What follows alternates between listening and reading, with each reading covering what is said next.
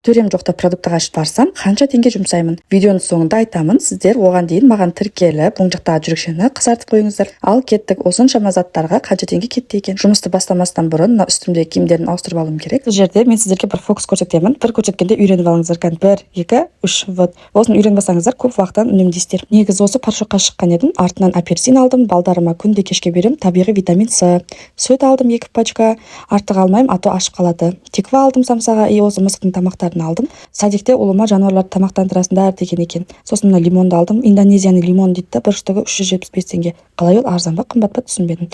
Сосын күнжіт алдым, әлі сіздерге күшті патернаның рецептін түсірем. Сосын 20 жұмыртқа алғам, оның 8-і қалған бәрі жарылып кетіпті. Сосын пампушка алдым 2, кефир алдым. Мына кефирден де бірдеңе жасаймын, әлі көрсетемін. Сосын спагетти алдым, тағы күнжіттің ағы и алтын май. Масло гахи жасаймыз, оны только жұмыртқа завтра кесетеміз. Сосын колбаса алдым, сыр алдым. Мына колбасадан кесіп алып көрдім. Көреміз, дәмі нормальный болса, тағы ала берем.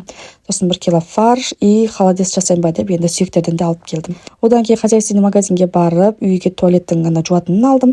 И мына пакеттегі майда пакеттер күшті, холодильникке прям салғанда бірден саласыз.